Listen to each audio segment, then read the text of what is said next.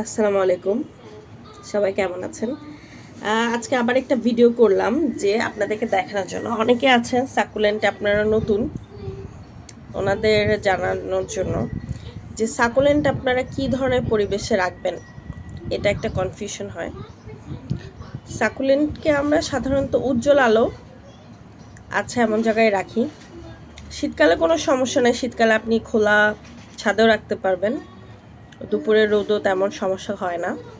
কিন্তু গরম যখন পড়তে শুরু করবে তখন অবশ্যই সাকুলেন্টকে একদম একটু রোদ থেকে বাঁচিয়ে রাখবেন, দুপুরের রোদ থেকে।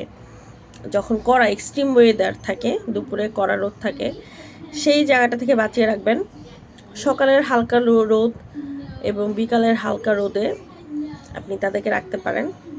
আমার এই গাছগুলো আমি বারান্দার মানে অপোজিট ডেসে রেখেছি, যেখানে বৃষ্টির পানিও পড়বে না।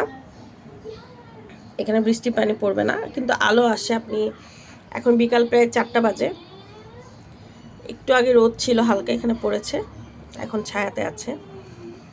ঠিক আছে, এই বারান্দাটি এটা একটা দক্ষিণমুখী বারান্দা, যথেষ্ট আলো বাতাস এখানে পায়। আরও একটু দেখাই আপনাকে, এই যে এই গাছগুলা কিন্তু হালকা রোদ, বিকালের রোদটা পাচ্ছে আর কি। এই যে এখানে একটু আলো আছে, আলো পাচ্ছে। আপনারা দেখবেন যে যখন গাছগুলো পর্যাপ্ত আলো পায় না, তখন ওরা কিন্তু স্ট্রেসড হয়ে যায়। এই যে দেখেন এই গাছটা কিন্তু, এই গাছটা আর এই গাছটা কিন্তু সেম গাছ,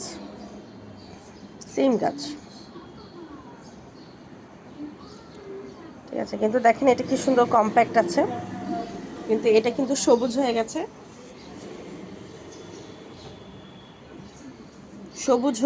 আর হচ্ছে পাতাগুলো বড় বড় হয়ে গেছে। এটা কারণ হচ্ছে আমি দীর্ঘদিন বাসায় ছিলাম না, তখন এটাকে আমি একটু নিচে রেখে গিয়েছিলাম, একটু ছায়াতে ছিল, যার কারণে এটা পাতাগুলো লম্বা হয়ে গেছে। আশা করি শীতকাল আস্তে আস্তে আবার এটা সুন্দর গোলাপি হয়ে যাবে। নিচে দিকে কিন্তু গোলাপি আছে, আপনি দেখতে পারবেন যে নিচের দিকে গোলাপি আছে। এই গাছগুলো সুন্দর, এই যে দেখেন এখনো টিপের দিকে লাল আছে। এগুলো একদম গোলাপি ছিল, সবুজ হয়ে গেছে, কারণ ওয়েদার চেঞ্জ হয়েছে, আমাদের বসন্তকাল চলে আসছে, শীত শেষে। এগুলো কিন্তু গোলাপি ছিল। এই গাছটা নিচের দিকে লাল ছিল, উপরে সবুজ ছিল। এই যে টিপে এখনো সবুজ আছে। এটা সেম গাছ, লাল লাল আছে। এই গাছগুলো এই যে একটু হালকা দেখেন বিকালের রোদ পড়ছে, কিন্তু আমি জাস্ট এটা একটু দূরে রেখেছি, ছাদে রাখিনি, এটাকে আমি বারান্দায় রেখেছি, এবং সরাসরি যেন সূর্যের আলো না পড়ে এরকম একটা জায়গাতে আমি রেখেছি, মানে বৃষ্টি যেন না পড়ে এমন জায়গায় রেখেছি। বৃষ্টির পানি পড়লে এই যে দেখেন এগুলো তো এত কম্প্যাক্ট, এখানে যদি পানি পড়ে জমে থাকে পানি, অনেক সময় গাছগুলো পচে যেতে পারে, এইসব গাছ। কিন্তু যেসব গাছ ধরেন অনেক গাছই আছে পানি পড়লে সমস্যা নেই, কারণ জমে থাকবে না। যেমন এই গাছে দেখেন অনেক ফাঁকা ফাঁকা আছে, এটা পানি জমে তেমন থাকার সুযোগ নেই, কিন্তু এই জন্য এটাতে বৃষ্টি পানি লাগালেও তেমন একটা সমস্যা হবে না। তারপরে এটা আমি বারান্দায় রেখেছি, হালকা হয়তো পড়বে। এটা যেমন অনেক কম্প্যাক্ট, এটা আমি এবছর প্রথম কালেক্ট করেছি, আমার মনে হয় এটাতে বৃষ্টি পানি পড়লে সমস্যা হতে পারে, একটু সরিয়ে রেখেছি এর জন্য। এটাতেও যেমন ধরেন পানি পড়লে অসুবিধা নাই, এটা অনেক ফাঁকা ফাঁকা, সো পানিটা গড়ায় চলে যাবে। এটা আবার অনেক কম্প্যাক্ট, সো এইটাতে কিন্তু আবার পানি যদি জমে থাকে এই গাছটা পচে যাবে। এর আগে আমার এই গাছটা হঠাৎ করে এখানে পানি পড়ছিল, বৃষ্টির পানি, পুরা উপর থেকে পচে গেছে।